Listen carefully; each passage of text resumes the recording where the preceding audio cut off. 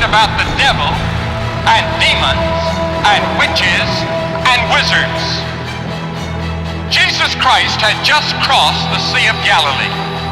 He'd been in a little boat, and he was tired. Now, Jesus was divine, he was God, but he was also human. He got tired, he got thirsty.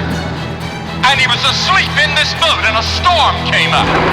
And you remember the story. The disciples became afraid, and they said, Master, we're going to perish. They were terrified. And Jesus stood up in the boat and held up his hand and said, Peace, be still. The wind calmed down. The lightning quit flashing. The thunder quit roaring. And the disciples were even more afraid. They said, What manner of man is this that even the winds obey? They had not yet come to the full recognition that here was the Master of all the ages, the King of kings and Lord of lords, and God of very God, and God of very God, and God of very God.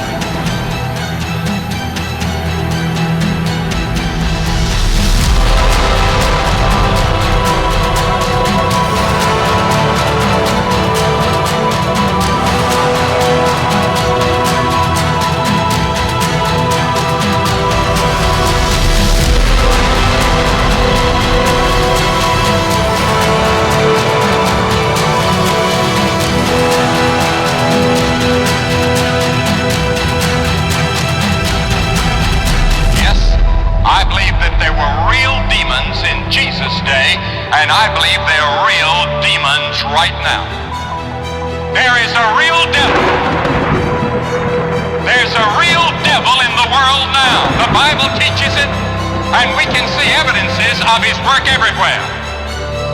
And all of us that are living the Christian life meet him every day, because we're in a conflict, not with flesh and blood, but with spiritual forces, principalities and powers, and rulers of the dark places. Your memory will be as clear then as it has ever been, for it'll be the thing that haunts you throughout eternity, and that is the life that you lived on this earth, and you continue to fall. That memory will lead at your soul, it'll lead at your heart, it'll lead at your very being. It reminds you over and over and over again of the opportunities that you had to be born again, and you refused and rejected them. You had plenty of time, you say, I'm going to live forever. I feel like I'll be here forever. And that's the average person, but you won't live forever. There's a door we go through. There's a time you breathe your last. There comes a time when your heart beats its last. That is a reality that you've got to deal with. And when you leave this world, where, dear friend, are you going? He said, come out of the man. And then those demons prayed a prayer. Now, there were 3 prayers prayed that day. 2 of them were answered. 1 was not answered. Notice here that demons prayed a prayer. They immediately recognized Jesus. They knew him to be the Son of God. They knew that he had power over them.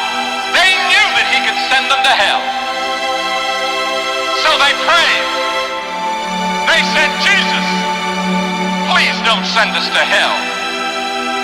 You see those swine up there? 2,000 hogs. Send us to the hogs.